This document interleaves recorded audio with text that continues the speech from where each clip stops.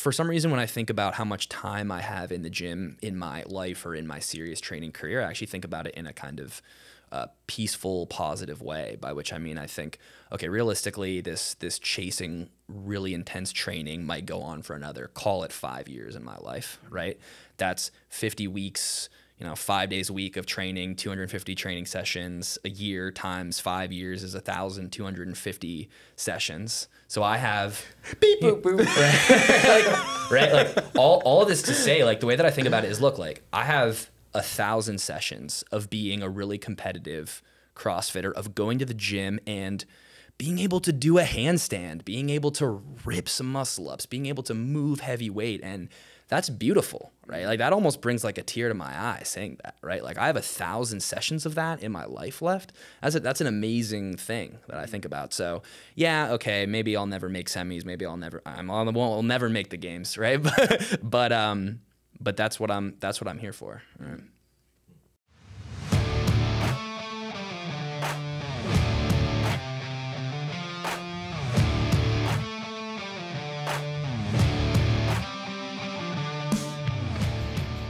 The fitness movement is brought to you by Zor Fitness. We offer coaching and individualized program design, as well as educational content for coaches and athletes. It's all at one place, zorfitness.com. Today, I have Sam Hagen on the show. I have the privilege of coaching Sam in a one-on-one capacity, and he actually came to Williamsport this past weekend to do our athlete camp. So it's the second time that I've gotten to link up with him in person and get some face-to-face coaching with him. As you'll hear in this podcast, Sam is a really bright guy, and Coach Chris and I sit down and chat with him just sort of about his journey through life in general, but then also how he got into fitness and specifically CrossFit and why he decided to go the competitive route. Also just how he thinks about his own athletic development and career and trajectory of his fitness. I started off by asking Sam his first impressions of Williamsport. It's a good industrial town, good American energy. Reminds me of my hometown of Gainesville, Florida, a little bit. That's right, you're a Florida kid. Yeah, it's a little colder, a little grayer.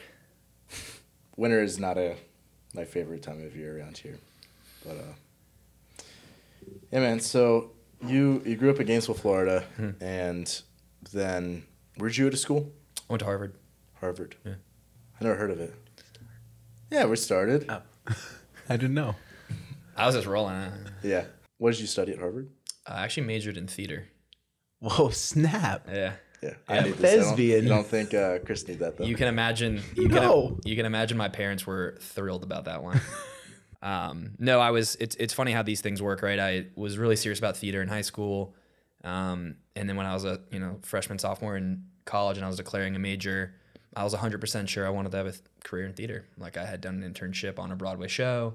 I'd worked at a casting agency. I'd done all this stuff, and it made sense at the time. And Harvard's a liberal arts school, right? So it's not like you're doing dance and acting studio classes, right? You're doing history, literature, writing papers about Russian plays and stuff like that. So it's a liberal arts major for sure. Did you have like a plan of what you wanted to do after school? Yeah, I wanted to work in the theater business. Like I wanted to work at a casting agency or a talent agency or something, the Broadway business or in Hollywood. And I did a couple internships in that area, and I realized it was actually the business that I liked more than the theater. So that's how I ended up in my current job. Did you even introduce Sam? No, it doesn't need an introduction. Okay. So, explain what you do now. Yeah, sure. So I work at an investment firm in New York City. It's kind of like a Wall Street type place. I'm not going to say the name or the PR department would come chasing me. But we have investors like university endowments, state teachers' pension funds, that sort of thing, and we invest in companies on their behalf. And so the group that I work with focuses on investing in like financial institutions like insurance companies, banks, that kind of thing, and also investing in Asia. So looking at companies in Singapore, Hong Kong, Japan, that kind of thing. Which is how you ended up in Singapore and Turkey and other places. Yep. And figuring out how to train while you're there. Yeah. It's interesting job. I mean, it's definitely a desk job kind of vibe, and evaluating investment opportunities is a very numbers driven pursuit, right? So that's why it's kind of why I get into the data crunching of my CrossFit work as well.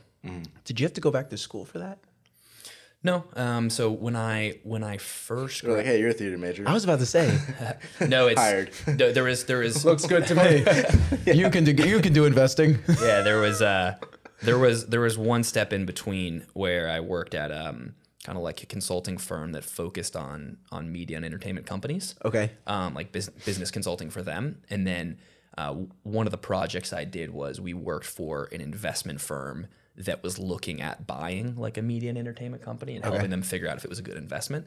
And that firm, kind of that client, had a job opening, and I had a good relationship with the firm, so that's how I. Interesting. applied. Yeah, that's super interesting. Yeah. Like, I feel like a lot of people's careers actually do that. For example, like Chris is obviously in the fitness space, but it was like got into fitness. Well, it's like HPE, which kind of blended its way into like strength conditioning, more that side of things. And then that sort of led more into like the coaching side of things, which led more into the business side of things. As like you slowly get exposure to each of those. Yeah. Yeah, I mean, do you feel like you were prepared for the job, or was like a lot of learning on the fly? There are certain kind of technical skills that you have to have, like putting together financial models or PowerPoint slides or that kind of thing, right? And giving business presentations that you need to pick up in the first couple of months of the job. But once you have the basics down, it's kind of learning how your company does things, right? What criteria they look at for an investment opportunity and implementing that, right? So you're like evaluating an investment opportunity, and then do you like present that to someone? Yeah. So typically the way it works is we have an investment committee is what we call it. So this is like senior people at the company. Shark Tank, Yeah, basically, right. It's the same skill, right? Like pitching business opportunities, right? And we say we think this is a good opportunity for the firm for XYZ reasons. We think that if we write a check for this company, that we can make X amount of money if we buy this company. And here's why we think that. Here are the kind of merits of the opportunity, and they say yes or no. So, if it goes bad, do they come to you, Sam? You son of a. The thing is, if it goes bad, that's in 5 to 10 years anyway, and who knows where I'll be. Sam walks out of the meeting like, hope that works out. Yeah, We'll see. You get promoted based on doing things, not on things doing well. Interesting. A bit of an exaggeration. I got a great idea, guys. We're going to invest in this toothpick industry. So, yeah, I mean, obviously you do a lot with numbers. Yeah. Do you consider yourself like an analyst, basically? Yeah, for sure. I mean, if you think about that job of looking for potential companies to invest in, right? Like you kind of need some level of senior people that are on the road making relationships with companies or building relationships, right? Like you need someone who's going out and playing golf with a guy and convincing him to sell the company, right? You also need people that are crunching the numbers and putting together the presentations and figuring out, how much money can we make off of this? What are the risks? What is the business plan for this? So I fall into that second bucket right now, but the idea is over your career, you kind of shift towards the relationship side. Interesting. Yeah. TBD if I'll have an affinity for that. Well, I was just about to say, because that's a different set of skills. You're more of a salesperson at that point than anything else. Right. You're selling the firm. You're selling the track record of how you can help companies. Right. I mean, the idea is we're not just writing them a check, but we're providing them with the resources of the firm. Right. Like other companies that we work with, advisors in our network, consultants we know, stuff like that to help them build their business. It's the idea, at least. Yeah. It was actually really funny because after at least quarterfinals, and I think you've done this a number of times, but you basically sent me this entire like PDF with all these graphs and charts, and it was awesome. I actually forwarded it to Chris, and he looked at it too. But so how do you think about, like, for example, when you did that, you basically like scraped the leaderboard and just really quickly explain what that process of just like putting together that PDF was in your mind. Yeah. You can explain what it was and then like go over like just really quickly like what was the process of putting them together. Yeah, for sure. So I think anyone who competes in CrossFit knows that it's important to understand if you want to be competitive and progress in the season, where you stack up against the field in different areas. And the easiest way to do that is in the open to look at the leaderboard and say, how did I stack up against the field in every workout, right? And so the question that I was interested in is I wanted to know not just what percentile I had performed at in each of the workouts, but I wanted to know what does the distribution of other performers look like, of other athletes, right? Would going 10 seconds faster on this workout give me 2 percentile points higher, or would it give me 20 percentile points higher, right? I want to know where does everyone could be fall? bottlenecked at the same point in a workout. Yeah, for sure. And it might be like, well, really, I didn't need to get way better in this workout. It was just that there's all these people that were stacked in this little bit. Exactly. It's like, if I, in quarterfinals, if I didn't finish the last set of 10 ring muscle ups, how big of a cliff is that, right?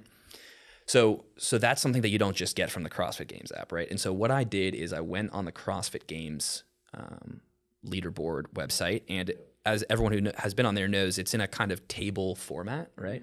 And so I used a scraper Google Chrome web extension to pull down into an Excel file, a couple thousand row Excel file of all the scores of all the athletes on all of those workouts, right?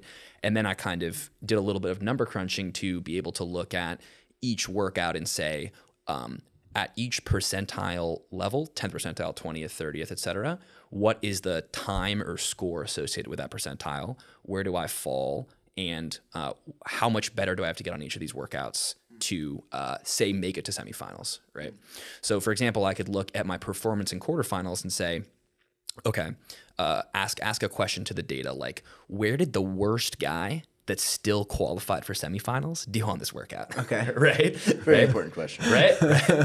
Or you don't want to hit that in all the workouts, but right? Or at least that's like a benchmark, right? Is like the worst guy that qualified for semis, you got to hit that, right? Or you could say the 25th percentile guy that qualified for semis, right? Yeah. It's hard to do that if you haven't scraped the data down and you have it in Excel in a format you can manipulate, right? And that's an important question to me because everyone knows that, okay, you want to make it to semis or you want to make it to quarters, yeah, you have to train harder, you have to fill your weakness gaps, blah, blah, blah. But those numbers were important to me. Yeah. My way of doing it was a whole lot less sophisticated. Oh, yeah. Just go to the 120th place and click on their profile and see what their worst scores were and then like scroll up the lines quick again. Yeah. No, but I mean, that is really important stuff to know because like if you're someone who has those intentions of like, hey, let's try to push to get to a semifinal in the next season or two, it's like you need to have a very clear understanding of this is what that's going to require.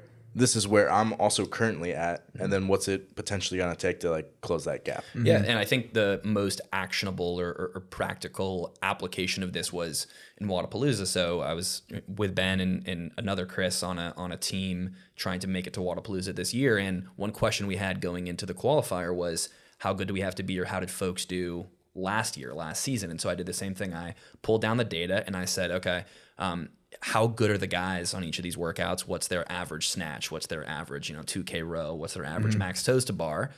Where do I stack up against that? And then going into Wodapalooza qualifier this year, I knew, okay, it's a possibility to make it, but gonna have to have a perfect day. Yeah. Right? Gonna have to send it, gonna have to take risks, gonna have to go for that 5 pounds higher snatch, right? Whereas if I had known, okay, and redo all the workouts and like yeah, exactly. Gonna have to redo it. You're gonna have to redo it to go 1 second faster, right? I knew that that's where I was. Whereas if I had done that analysis and I had said, okay, my worst day kind of training hall numbers are still gonna be good enough, it would have been going into the competition with a different mindset. Yeah, right. Absolutely. Yeah.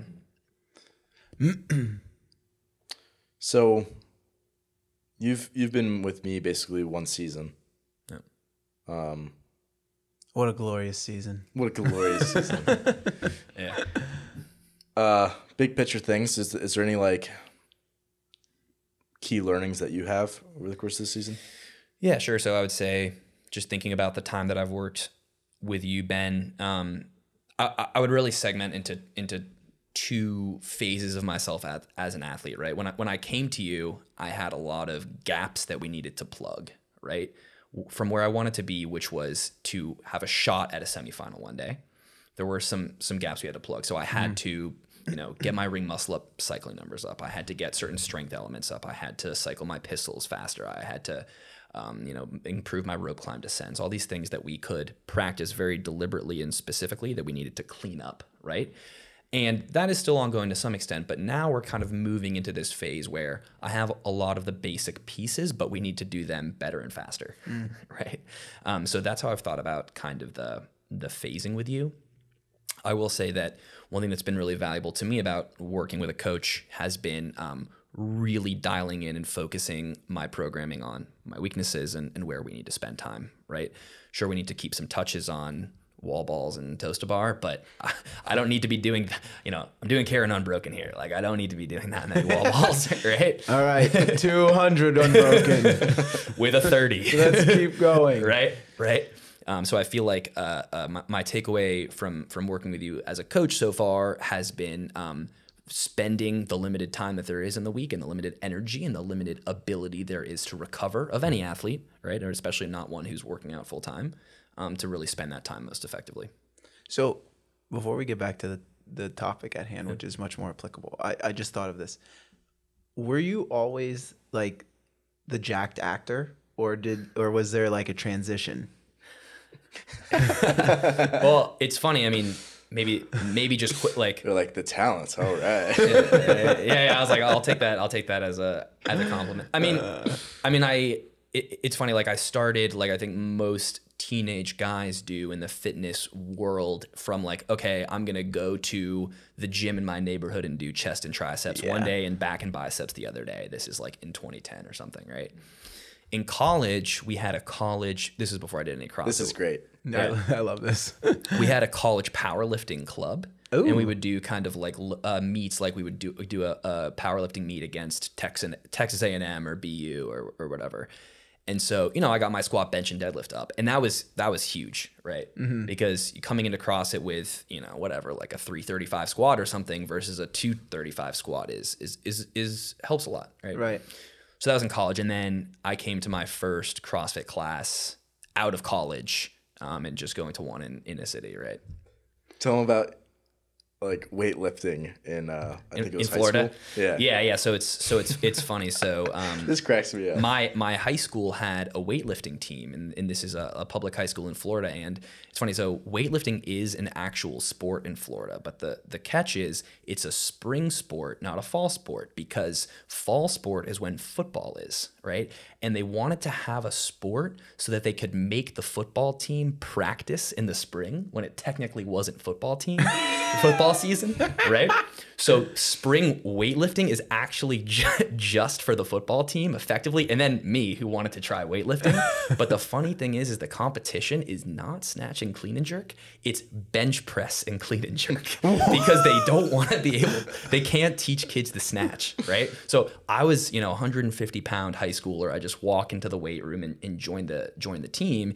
And I had worked with a coach at a local gym, and he had taught me how to, squat, clean, and split jerk. Oh, right? wow. And I was the only kid probably in the state of Florida that could do a squat clean. Right? You know what I mean? So I was like squat clean and jerk 165 and, bench press 200. But of course, most of the other guys were bench pressing 315 and then clean and jerking 135. Right. That's so interesting. Yeah. I don't know if that's changed, but. So was your getting into fitness, was it like, I don't know if you were like this, but it was for me. Yeah. It was sports related, right? That's why I went to the weight room. Now, I think we can all admit at some point people like to look good. And so, I definitely was the skinny high school kid flexing in the mirror, like, I got some muscles coming in. But the goal was athletic based. And so was that your pursuit off the bat, or was it like, I just want to, like, aesthetics? Yeah, I want to build some muscles and then you found CrossFit and get to know some girls. Yeah, for sure. So it started with bodybuilding for me. Like, it started with going to do the quad extension machine or whatever at the local gym, and then there was a gym that opened near my school called the Arc School of Fitness, and this was, again, probably 2010, 2011, and this was like what eventually became a CrossFit gym. And the coach there was looking for, young folks to come in and to coach him, and kind of for him to get some reps on coaching, to be honest. And so he gave me a free membership. And I was in high school, right? And so I would go in there as a high school kid, and we would do like 7x2 hang snatch or whatever, which was like crazy thing for a high school Wow. kid to do at the time. And I would be, snatching the PVC and falling on my butt. Right. But I got some reps on Olympic weightlifting. Interesting. Right. So that was, I think, huge in my kind of early development, or at least for the neurological aspect of the sport. When did you say that? So I guess rewind. Yep. When did you walk into CrossFit again? First CrossFit gym? Yeah, so my first like CrossFit class, right, was after college. So call this 2018, 2019. Yeah. And how long did you just do classes before you were like, oh, I want to do the sport? Yeah, so the progression for me was starting in 2018, and I was kind of that guy who came into class and couldn't do a double under, couldn't do a handstand push up, but like I could not really warm up and power clean 225, right? I was kind of like that guy. And then over a year and a half of doing CrossFit class, I got better at it, and wanted to push myself in the open and try to get a higher percentile and that kind of competitive edge.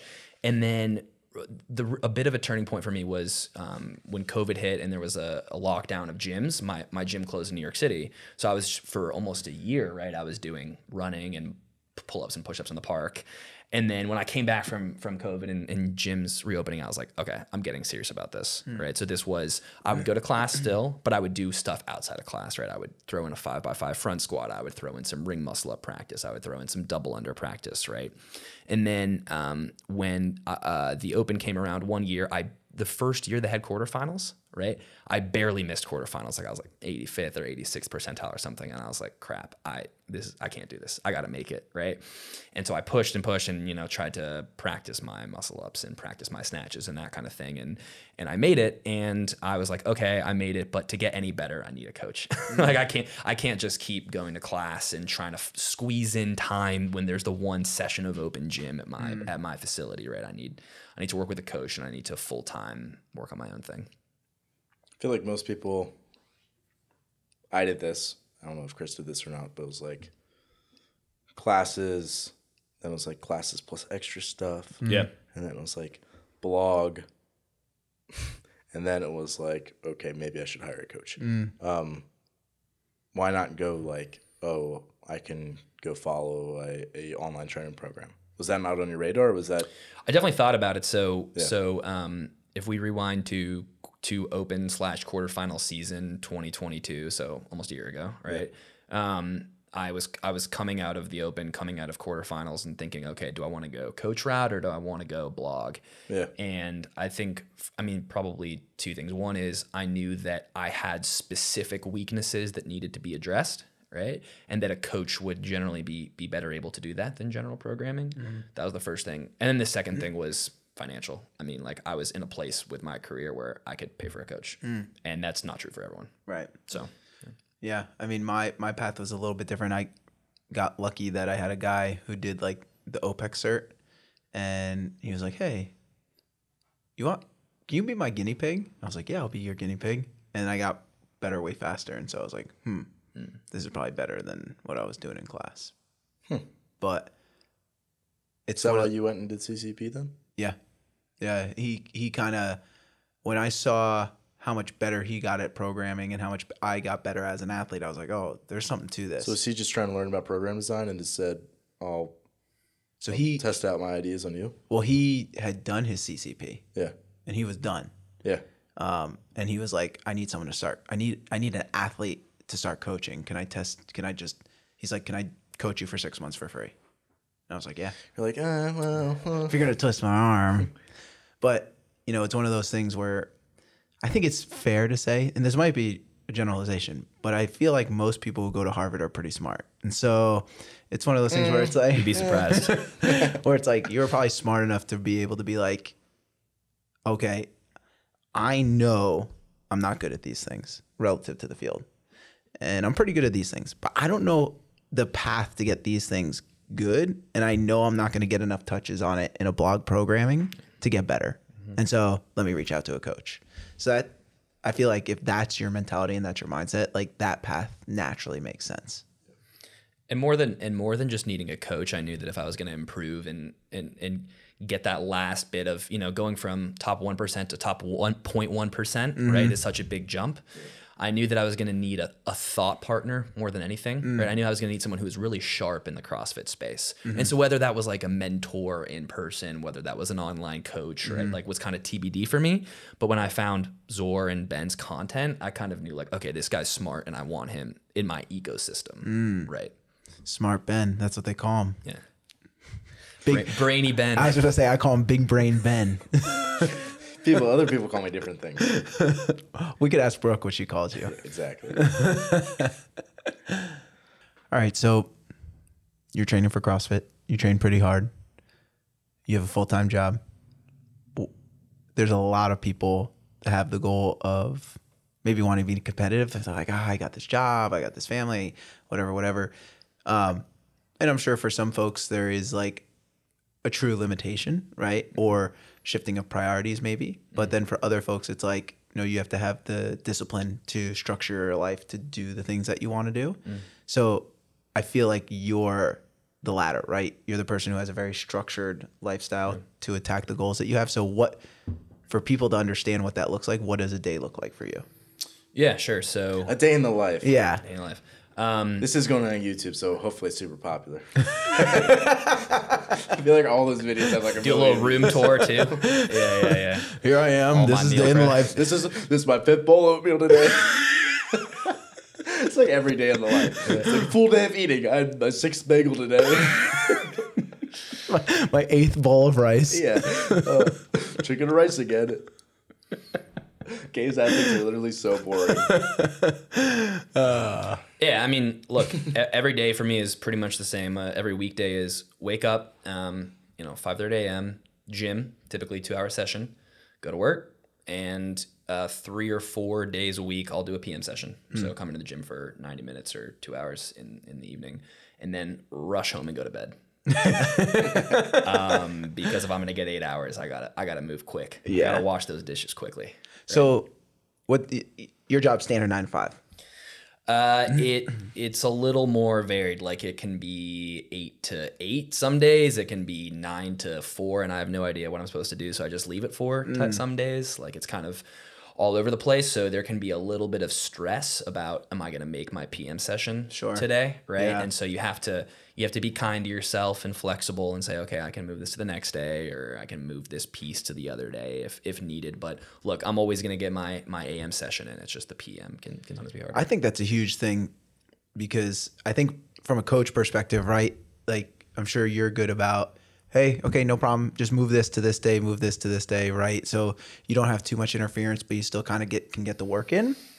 But just that thought process of, He doesn't really miss sessions. No, the little Unless bit it's something like really crazy. he doesn't miss it. Yeah. miss 'em. But what I was gonna say is like that thought process of like you have that 8 to 8 day, and you're like, all right, listen, it doesn't make sense for me to go work out right now. Yeah. A lot of people, the people generally who get into to get an online coach are super diligent, and they don't like shifting or changing things. And so it's like, oh, I got 3 hours of sleep last night, but I did everything you wrote. And it's But this is written, so here we go. yeah. So it's like, no, why did we do that? But so You think I would have wrote that if I knew you got 3 hours of sleep? right. And so it's like having that thought process of being mature enough as an athlete or diligent enough to have the right discernment of, okay, this is there, because there are points in training where it's like, listen, just don't be a baby and get the work in. Yeah. And there are points in training where it's like, okay, hey, I can move this to a different day and everyone will live, It's like, so I think that's a good delineation to be able to be like, all right, it's okay. I can do this, whatever. Yeah. I mean, I think, a big mindset shift for me has been, look, there's only room for so many things in your life, right? Like between family, friends, work, fitness. And like, I'm at this point in my life where I have work and I can really, really prioritize fitness, right? And I'm trying to take advantage of that. Right. Trying to seize every moment of that. I'm trying to squeeze as much juice from that as I can. And if work runs a little late one day, I guess I think about it in 2 ways. One is generally we think about weekly training volume, right? More so than like how much you need to do in a day. Maybe there's a max to how much you're going to do in a day, right? But there's certain things I want to touch every week. And then the other thing is, like Ben's not my boss. Like I'm paying for this. Right. Right. So if I miss it, like he's not going to be mad at me. Like it's okay. Right. Yeah, and I also think it's interesting how we sort of structure your week, and it's something that I do for. I've been doing it more and more. Like the standard Thursday is your recovery day, Sunday is your rest day.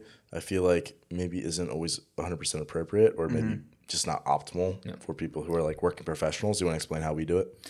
Yeah, sure. So the way that Ben and I do it is Monday is a recovery day for me. Thursday is a complete rest day for me. And then Saturday and Sunday are my two biggest training days. And that's because that's when I have the most time to be in the gym. And the other is because, a lot of my social life and closest friends are in the gym. And so I actually want to just kind of hang and be a gym rat Saturday and Sunday, right? So maybe I have 3-4 hours of training to do, but I'll be in the gym for 6-7 hours and have 2 meals and, a couple fit aids in there, right? Just be that guy foam rolling for 90 minutes. And do a couple strict muscle ups. Hey, Susie, still here. Yeah. And that works well for me. Yeah. Right. Yeah. Yeah, we've talked about that because I have a couple athletes who have done that. And it's like some people get so set in their ways of like Wednesday or Thursday is the rest day. Every blog program is written like that. And it's like, that might not always be what's best for the person, right? And so for you, it's like, I'd rather not have to stress too much about my training during the week. So let's just jam out on Saturdays and Sundays. Like I'm cool with that, Yeah. Yeah, for sure. Yeah, and even so, like, I've had other coaches that I've coached for, and it's like often for them, like for example, if I have a remote coach that I'm also coaching for, it's like they really don't want to let all the work kind of linger into the weekend. So it's like if they can get a rest day or a recovery day early in the week where they can spend less time in the gym, that allows them to front load more of the work, and they feel generally pretty good about that. Yeah. So I think also just for like a lot of people who are just people with jobs or responsibilities, it's like often they have all this time on the weekend and like not a lot of time on weekdays, so it just makes sense to have them take a rest day and take care of your stuff on the week. Yeah, I agree. I've been going more to that. Yeah. Is there anything that you've found particularly challenging over the last year? Yeah, I mean, I think the hardest thing about sort of advancing as a mature CrossFitter is setting expectations, right? Around performance, milestones, PRs, all of that. You input so much into the sport to get inconsistent outputs, right? It's not a spreadsheet, right? Yeah. It'd be nice if it was. It's really not. It's not a 10% month over month or year over year growth. Yeah. People will say 1% better every day, but if I get 1% better every year, it's probably a decent year, right? So managing expectations, I think, has been the hardest because we put in a lot of volume on everything every week, and some days I test a 1K row and it goes terribly, and that's just okay, right?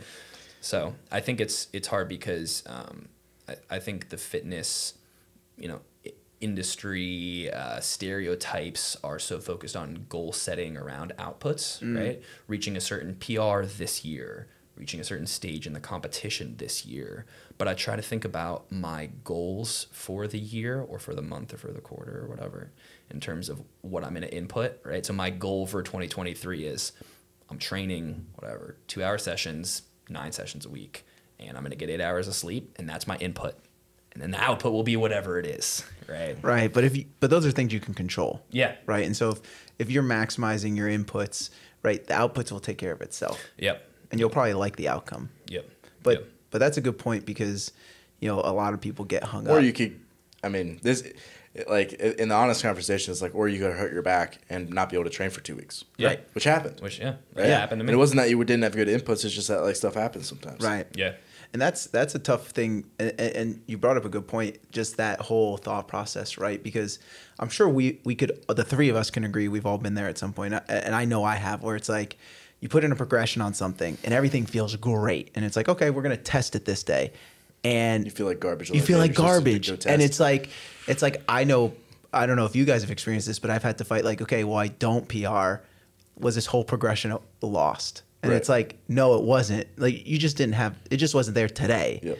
When it's like 2 months from now, without the progression, right? You might hit the PR, but it's not because that, people are like, I hit that PR out of nowhere. And it's like, was it really out of nowhere? Or did you put 12 weeks of work in 4 weeks prior and you just happen to feel better today? Yeah. But yeah, you're right. It's like having that mentality to let go of those tough sessions or days that don't go the way you want, even though you're putting a lot of the inputs in is an important skill. I think one thing that's been mentally challenging there as well is, we can only control the inputs, right? But so much of CrossFit is centered around the competitive sport, which I want to be a part of. I want to compete. I want to be in the CrossFit competition sphere, but so much of that is linked to the games athletes, Instagram, and seeing how well people are doing and numbers people are putting up. And everyone at the gym talks about, did you see X athlete hit Y lift or Y number of muscle ups, and finding the balance between, you need to compare yourself to others because you have to compete. I need to be better than X number of people, right? But I can't be staying up at night wondering how much Fikowski is going to split jerk, right? Because that's irrelevant to me. And it'll probably be a disappointment. Yeah, and I feel like generally speaking, like people are never, people who have been around fitness a little bit are generally not pleased with their rate of progress. Yeah. Yeah. Like they see it, it's like, well, this is where I want to be and this is where I am. And this is going really slowly. Like, I'm making progress. It's just, I'm worried that I don't have enough time, basically. Yeah. Is that something that, like, you've thought about? Like how many years do I have to dedicate to this? Like, how am I improving? Like, does that weigh on your mind at all? It does, but I actually think about it in, for some reason, when I think about how much time I have in the gym in my life or in my serious training career, I actually think about it in a kind of peaceful, positive way, by which I mean, I think, okay, realistically, this chasing really intense training might go on for another, call it 5 years in my life, right? That's 50 weeks, 5 days a week of training, 250 training sessions a year times 5 years is 1,250 sessions. So I have beep boop boop, right? Like all of this to say, like, the way that I think about it is, look, like, I have 1,000 sessions of being a really competitive CrossFitter, of going to the gym and being able to do a handstand, being able to rip some muscle ups, being able to move heavy weight. And that's beautiful, right? Like, that almost brings like a tear to my eye saying that, right? Like, I have 1,000 sessions of that in my life left. That's an amazing thing that I think about. So yeah, okay, maybe I'll never make semis. Maybe I'll never make the games, right? But that's what I'm here for. It's a lot of sessions. It is. Yeah, I mean, and you start to think about it when you get injured or you travel and you're away from the gym, or COVID hits and your gym gets locked down. You think, man, if only I could get back in the gym. If only I could get back in the gym. If only I could get back to normal, right? And so when I have like a normal session where I miss a couple of lifts and like Gives you some perspective. drop a couple dumbbells, right? It gives some perspective and makes me cherish it. And ultimately, yeah, I have goals and I have aspirations, but I'm here because I love the training. Yeah. That's the fun part. Have you gotten to a spot yet? And I say that because you probably will at some point, where you like don't feel like going in. I will say that sometimes sessions feel boring to me, right? Yeah. Like, sometimes I look and I see, okay, 7x3 back squat with 315. Like, I don't really want to do that, right? Like, that just doesn't like jazz me. That doesn't like get me out of bed. Big right? brain. I don't know where that didn't work. Right? Big brain, boring Ben. So that's a factor. And sometimes I look at my training sheet and workouts for the week, and I have that feeling that you guys might remember from like high school math class, where the teacher says, okay, page 200, numbers 1 through 20, and you go and you're like, yeah, 1 through 20, whatever. And you look at it and you're like, ah, crap, this is a lot of math problems, right? You're like, I left this till 9 p.m., right? And that's me. It's like Sunday, 1 p.m. doing my laundry. Like, I better go to the gym. Like, oh shoot, I've got 4 hours of work to do. Right? So what you're saying is it's just sort of daunting sometimes, the amount of work that you got. Sometimes it feels daunting. I will say one thing that I deal with a lot is when I'm approaching big lifts, right? When I'm getting like above 90%, I would say in my first 1 to 2 years of CrossFit, I was always really excited because I knew that I was constantly improving, and I knew that any day a PR could be lurking around the corner, right? Now it's like, oh, this is gonna be heavy. It's two things. One is you've had reps so that you know it's gonna hurt, and the other is, again, I don't think of myself as an anxious person at all. Like, I think of myself as fairly relaxed, fairly kind of straight headed, but there's this anxiety that can come over me in the gym where the pressure of all the hours of training, of all the years of training, of all the expectations can come into my head as I'm walking up to the bar, because I know that if I don't hit this, I'm going to be disappointed, right? That the people that are watching me in the gym are going to be disappointed, right? And that if I do hit this, that people are going to be really happy for me, that I'm going to be really happy for myself, that my Instagram followers are going to be really happy about this for me, right? And so that cliff, that anxiety definitely hangs over me more and more the more serious I am about the training, because I know that a certain score really means something to me, right? When you put in that amount of work, versus if you're just, if when I was just a class athlete, it was like, oh, cool, I did more burpees, right? It's a really good point. I remember I like created like a battery of fitness test for myself one like off season for wrestling, and I trained like, you know, a bunch of sessions every week. I don't want to say it was double days because it probably wasn't every single time, but it was a lot. I would get up before landscaping and then go to the gym afterwards and do a lot.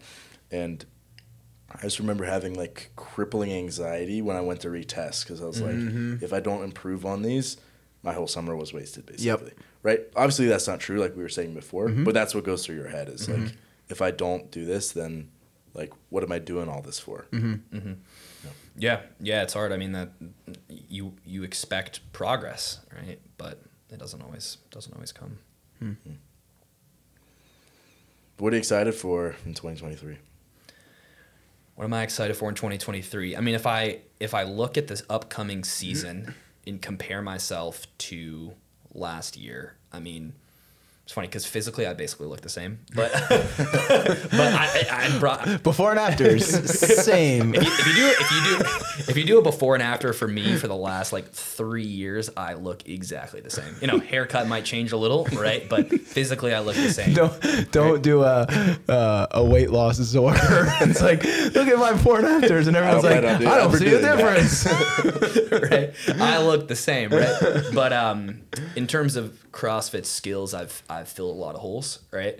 So I'm excited for quarterfinals because I know that I can rip GHDs like I couldn't before. I can rip rope climbs like I couldn't before. And so I'm more able to kind of demonstrate my capabilities, whereas last season I had been training for the open, right? I had been doing a lot of assault bike work, trying to get my engine up. I had been working on my burpees. I had been working on my butterfly pull-ups, right?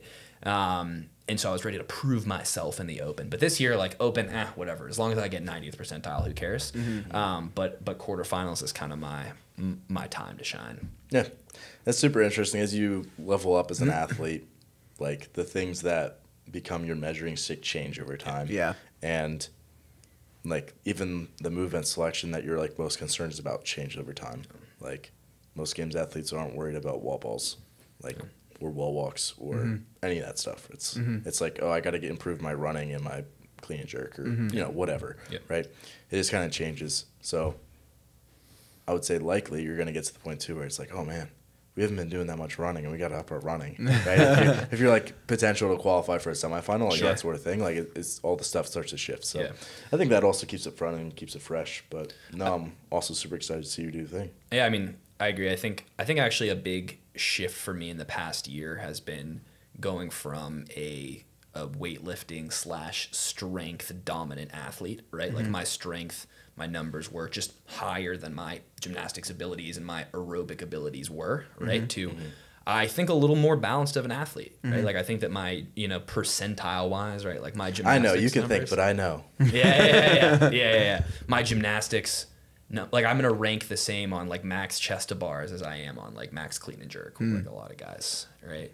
And so that's fun, right? And that's been kind of a way I've been finding some joy and some freshness in the sport, right? Is playing around with handstand holds, right? I couldn't do that a year ago, right? That's cool. Yeah. Sam, thanks for doing this today, man. Yeah, of course. Thanks, guys. It's fun. Thanks for listening today. If you're someone who just found the show, I would encourage you to subscribe so you can stay up to date. If you're someone who's been listening for a while and enjoying what you're hearing, I would encourage you to leave a rating or review for the show. It would definitely help us out. And lastly, if you're someone who does take your fitness seriously and cares about your performance deeply, I would encourage you to look into hiring one of our coaches. Until next time, stay the course.